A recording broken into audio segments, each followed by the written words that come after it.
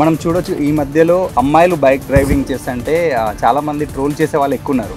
అది పాజిటివ్ అయినా నెగిటివ్ అయితే ఎక్కువగా అనిపిస్తుంది. కానీ అలాంటి నెగిటివిటీలో కూడా మన హైదరాబాద్ అమ్మాయి ఒక అమ్మాయి రాయల్ ఎన్ఫీల్డ్ బైక్ మీద హిమాలయాల వరకు వెళ్ళింది. అది నార్మల్ కాదు, ప్రపంచంలోనే నాకు తెలిసి హైయెస్ట్ రోడ్ అనుకుంటా. సో ఆ అమ్మాయి మనతో ఉంది, ఒకసారి అడిగి తెలుసుకుందాం. హాయ్ అండి. హైదరాబాద్ టు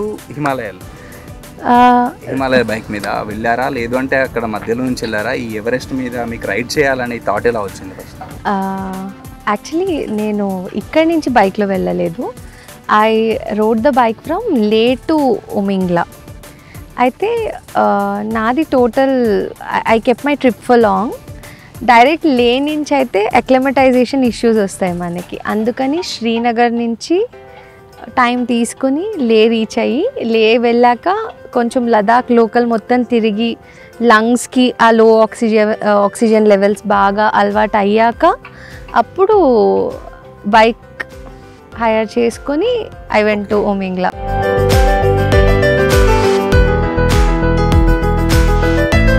ఒక 2 years బ్యాక్ నా ఫ్రెండ్, అక్కడికి వెళ్ళొచ్చిన ఫ్రెండ్స్ ఆ రోడ్ డిస్క్రైబ్ చేశారు. అంటే పక్కనే నది, చాలా బాగుంటుంది, ఆ కొండలు, the colours of it. So అప్పటి నుంచి అది I had my own visual of it. So అప్పటి నుంచి ఎప్పటికైనా ఉమింగ్లా వెళ్ళాలి అన్న కుతూహలం అయితే ఉండింది. బట్ నాకు ఓన్ బైక్ లేదు కాబట్టి I don't no I'll do it in this trip. ఇది ఊరికే ఫస్ట్ లదాఖ్ చూసొద్దాము, ఆ కొండలు ఎలా ఉన్నాయి, ఆక్సిజన్ లెవెల్స్కి మన బాడీ సెట్ అవుతుందా. సో ఎక్స్పెరిమెంటేషన్ బేసిస్గా ఫస్ట్ ఒకసారి లదాఖ్ చూసొచ్చి ఒక ఐడియా ఉంటుంది కదా, తర్వాత ప్లాన్ చేసుకుందాము అనే థాట్లోనే ఉన్నాను. బట్ నా ఫ్రెండ్ వెళ్ళిపోయిన తర్వాత I had solo journey of 12 days. Why don't I give it a shot? సరే, ఎంత దూరం వెళ్తానో అంత దూరం వెళ్ళి కుదరకపోతే తిరిగి వద్దాం అన్న థాట్లోనే వెళ్ళాను. బట్ సరే, ఎఫర్ట్స్ అయితే పెడదాము, అంటే I want to come back అన్న మైండ్ సెట్ కాకుండా how much I can do అన్న ఎఫర్ట్స్ పెడదాము అన్నట్టే వెళ్ళాను. మీరు సింగిల్గా లే నుంచి వెళ్ళి ఉమింగ్లా వరకు వెళ్తే ఇంట్లో ఏం అంటే ఎలా రెస్పాండ్ అయ్యారు వాళ్ళు? సపోర్ట్ ఉందా లేకపోతే ఎలా? అంటే మమ్మీకి she knows how I drive or ride. ఆవిడ నేను డ్రైవ్ చేస్తే పక్కన నిద్రపోతారు, ఇంకెవ్వరు డ్రైవ్ చేసినా నిద్రపోరు. So she knows I'm very safe to be with. కాకపోతే అక్కడ అంత దూరంలో సోలో అంటే ఇబ్బందులు వస్తాయి అన్న టెన్షన్ అయితే ఉండింది. బట్ ఆవిడకి ఇది కూడా తెలుసు, నేను ఏదైనా అనుకున్నాను అంటే నా రీసెర్చ్ నేను చేసుకుని ఉంటా. ఏదో దూకుడుగా వెళ్ళిపోవడం కాకుండా నా సేఫ్టీ మెజర్స్ అన్నీ చెక్ చేసుకుని అంతా ప్లాన్ చేసుకుని వెళ్తాను అన్న కాన్ఫిడెన్స్ కూడా ఉంది. సో ఇనిషియలీ కొంచెం భయపడ్డారు, బైక్ ఏమైనా అయితే నీ తప్పు కాకపోయినా ఆపోజిట్ సైడ్ ఎవరైనా వస్తే. So my only answer was what is not in our hands, దాని గురించి ఆలోచించడం వేస్ట్. అంటే ఇంట్లోనే బాత్రూంలో జారిపడి తల పగిలి చనిపోయిన వాళ్ళు కూడా ఉన్నారు. ఇదే ఎగ్జాంపుల్ ఇచ్చాను నేను ఆవిడకి. Then she was like okay fine go, కాకపోతే గివ్ మీ అప్డేట్. ఉమింగ్లా వరకు మీకు రోడ్ ట్రిప్ కదా, ఎన్ని కిలోమీటర్లు వచ్చింది మొత్తం? Leh to Umlingla only up and down రఫ్లీ అరౌండ్ ఒక 750 kilometers వస్తుందండి. అంటే ఎన్ని డేస్ పట్టింది మీకు? నేను 3 days తీసుకున్నా. మోస్ట్ ఛాలెంజెస్ థింగ్స్ ఏమున్నాయి దాంట్లో? ఫస్ట్ వెదర్, అండ్ ఇప్పుడు లదాఖ్లో మే టు సెప్టెంబర్ సమ్మర్ అయితే the sun is too harsh, humidity ఉండదు, ఇలా ఉండదు, ఇలా కూర్చోలేం మనం. Sun will be too harsh. ఇట్లా ఏం లేకుండా వెళ్ళిపోతే your skin will have a skin burns వచ్చేస్తాయి. At the same time climate చాలా చల్లగా ఉంటుంది. రెండు extreme combinations, sharp sun with extreme cold winds, బాగా బ్రీతింగ్ ఇష్యూస్ వస్తాయండి. That is the reason acclimatization అనేది చాలా ఇంపార్టెంట్. అంటే జస్ట్ లదాఖ్ ఒక మేబీ ఒక 1 week or 10 daysలో చేసి వచ్చేయచ్చు. అది కాకుండా నేను 24 days ట్రిప్ పెట్టుకుంది ఎస్పెషలీ ఫర్ దిస్. ఎక్కడ అక్లమటైజేషన్ ఇష్యూస్ రాకూడదు అని స్లోగా ఆ హైట్స్కి అలవాటు పడుతూ, ఈవెన్ లేలో కూడా ఎక్కువ వాకింగ్ అది చేసి then your lungs will get used to it. So అందుకని ఫార్చునేట్లీ నాకు హెల్త్ ఇష్యూస్ ఏం రాలేదు. But I carried everything, medicines, oxygen sprays. Especially Umlingla వెళ్ళాక మై ఫ్రెండ్స్ ఆర్ తెలిసిన చాలామంది అక్కడ డిజీనెస్, బ్రెత్లెస్నెస్ వచ్చేసింది అన్న కంప్లైంట్స్ చాలా విన్నాను. సో అందుకని ఆక్సిజన్ స్ప్రేస్ కూడా పట్టుకెళ్ళాను. జాగ్రత్తకి 2 పట్టుకెళ్ళాను. But fortunately I didn't have to use it.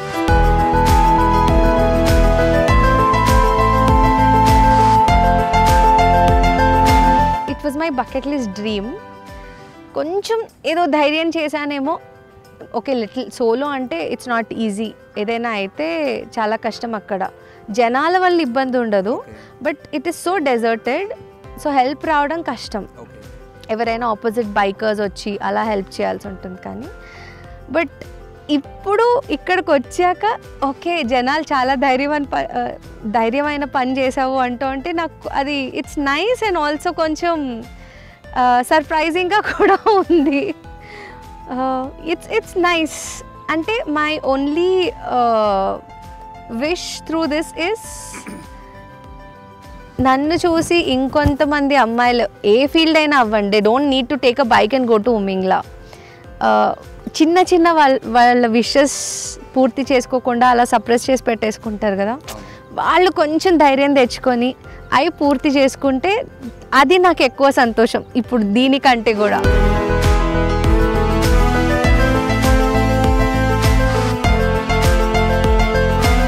మధ్యలో హాన్లే అని ఒక చోటు వస్తుంది. అక్కడికి ఒక మెయిన్ రోడ్ నుంచి డైవర్ట్ అయ్యాక that's about 45 to 50 kilometres. Road చాలా బాగుంటుంది.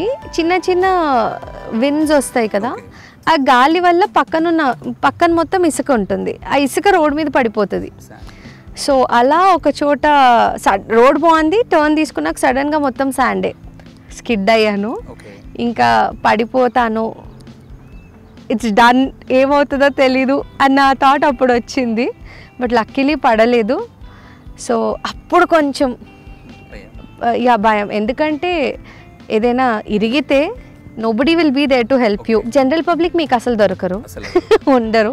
మేబీ ఒక మధ్యలో 1-2 విలేజెస్లో ఎక్కడైనా కనిపిస్తారు తప్పితే నార్మల్ పబ్లిక్ ఎవ్వరు ఉండరు. మొత్తం ఇంకా రైడర్సే తప్పితే ఆర్మీ వాళ్ళు కూడా వాళ్ళ క్యాంప్స్ లోపలే ఉంటారు.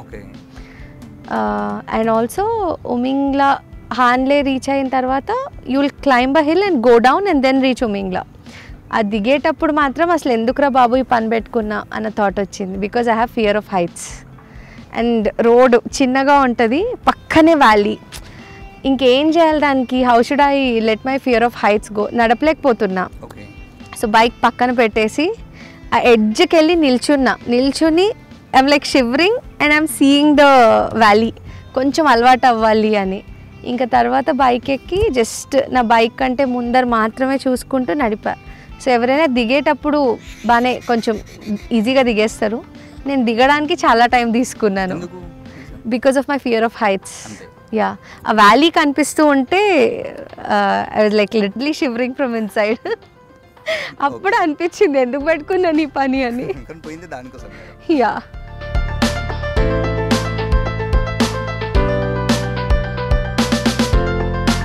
I'm from KV.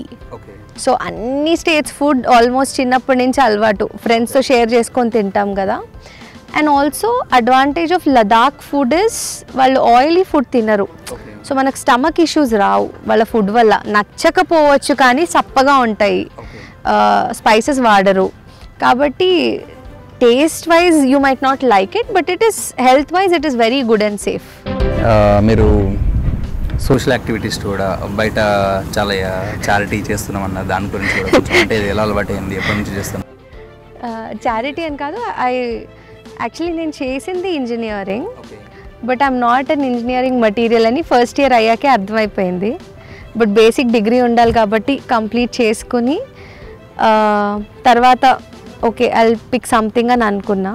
బట్ నేను ఫైనల్ ఇయర్లో ఉన్నప్పుడు I started volunteering for an organization. So పిల్లలకి వెళ్ళి చదువు చెప్పడం, వాళ్ళ కోసం యాక్టివిటీస్ అవి చేయడం, అది బాగా నచ్చింది. Then I knew I will give my 100%. పిల్లలు చాలా ఇష్టం. సో అందుకని I chose to work for children, especially child ఎడ్యుకేషన్లో. సో అలా ఆల్మోస్ట్ ఒక 10 years పనిచేశాను. అండ్ మేజర్లీ అంటే కొంచెం ఇప్పుడు from whatever you got it is because Chennai floods అప్పుడు చెన్నై మైక్రోకి కొంచెం బ్యాక్ ఎండ్లో సపోర్ట్ చేశాను. అప్పుడు చెన్నై ఫ్లడ్స్ అప్పుడు కొంచెం యాక్టివ్గానే వాలంటీర్ చేశాను. చెన్నైకి కూడా వెళ్ళి బ్యాక్ ఎండ్లో నన్ను ఎవరు అప్రోచ్ అయినా నా ఫ్రెండ్స్ని, so I got them all together and material requirement అంతా చెన్నై మైక్రోకి డైవర్ట్ చేశాను అనమాట నేను అప్పుడు.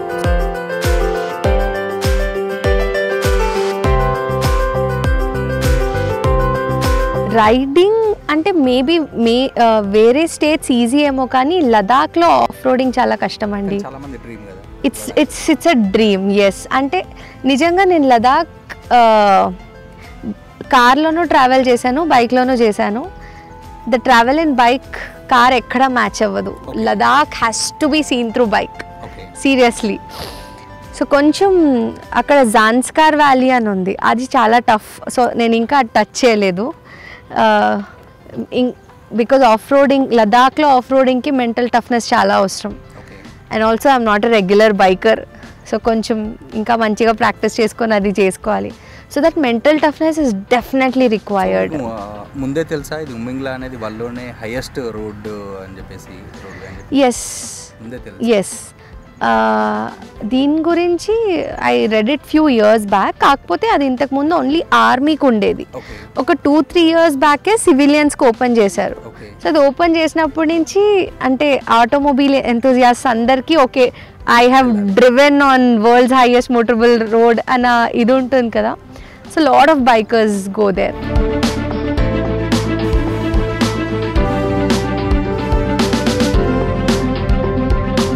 మీలాగా చాలామంది ఉంటుంది, అబ్బాయిలు కావచ్చు అమ్మాయిలు కావచ్చు, వెళ్ళాలని చాలామందికి ఉంటుంది కానీ వెళ్ళలేకపోతారు. కొంచెం మందికి ఇంట్లో సపోర్ట్ లేక, కొంతమంది ఫైనాన్షియల్గా కావచ్చు. సో వాళ్ళందరికీ మీరు ఏం చెప్పాలనుకుంటున్నారు? ట్రావెలింగ్ అనేది మనం వర్కౌట్ చేసుకుంటే you can always travel in budgets. మీకు అన్ని టైప్స్ ఆఫ్ స్టేస్ ఉంటాయి. ఇంతకు ముందులాగా it's not meant only for a luxury sector or something. మీకు హాస్టల్స్ ఉంటాయి. So if you stay in hostels and pick few hotels, you will be able to save a lot. You will be able to do a budget travel. So ఇప్పుడు అది పెద్ద ఇబ్బంది కాదు. కాకపోతే మనం కొంచెం ప్రయారిటైజ్ చేసుకోవాలి. Cut down on too many hangouts with friends. ఎందుకంటే లంచెస్కి వెళ్తే you are going to spend. So అవి కొంచెం మేబీ ఒక 2-3 months తగ్గించుకొని you can actually travel if budget is a problem. But ధైర్యము అంటే ఇంట్లో చాలామంది నిజంగానే పంపించరు. Maybe in that case I'm really blessed. మీరు కూడా తక్కువ మందికి చెప్పి వెళ్ళినట్టున్నారు? అసలు ఎవరికి చెప్పలేదండి. మదర్కి, బెస్ట్ ఫ్రెండ్కి, ఇద్దరికే చెప్పాను. ఇంకెవరికైనా చెప్తే ఎందుకు అన్న ఆ భయం పెడతారు కదా. I don't want that. Just వీళ్ళిద్దరికే తెలుసు. Both of them encouraged me. నాకు అది నిజంగా బాధేస్తుంది. అంటే పిల్లలు ఏదైనా చేయాలి అనుకుంటే ఓకే, ప్రాక్టికల్ భయం అవసరం, బట్ సపోర్ట్ చేస్తే వాళ్ళు ఇంకా మంచిగా పైకి ఎదుగుతారు కదా అన్న ఆ థాట్ ఎందుకు రాదు చాలామందికి అనిపిస్తుంది. I don't know what can I say. Please let your children follow their dreams. ఎందుకంటే I believe only when a person is happy they will be able to achieve something and do give their 100%.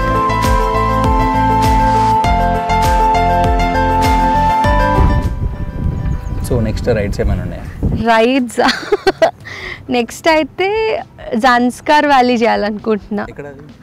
లదాఖ్లోనే వస్తుంది. మొత్తం off roading stretch. So kilometres ఇంకా చూసుకోలేదు. Actually it depends on you which way you want to go. But it is a tough, very tough Tarain. Pro riders అయి ఉండాలి దానికి. So riding బాగా practice చేసి అప్పుడు వెళ్దాము అని.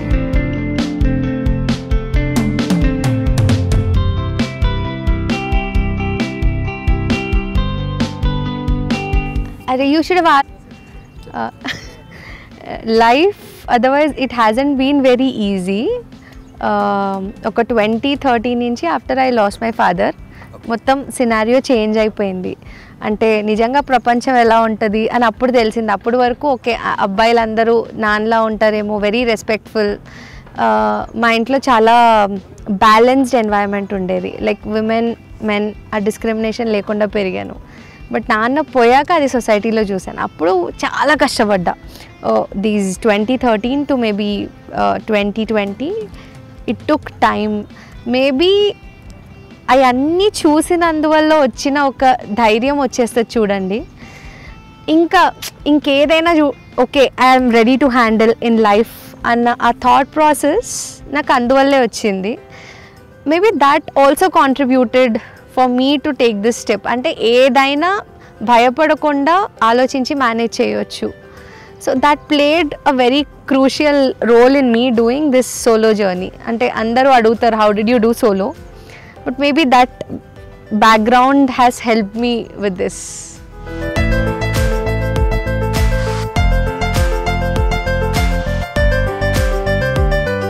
సో ఇది ఓవరాల్గా అంటే నెక్స్ట్ కమింగ్ రైడ్ కూడా తను సక్సెస్ఫుల్గా సాధించాలని, అలాగే చిన్న చిన్న విషెస్ ఉన్న వాళ్ళు కావచ్చు, చిన్న చిన్న డ్రీమ్స్ ఉన్న వాళ్ళు కావచ్చు, ప్రతి ఒక్కరు ప్లానెడ్గా వెళ్ళి వాళ్ళ డ్రీమ్స్ కూడా ఫుల్ఫిల్ చేసుకోవాలని కోరుకుందాం.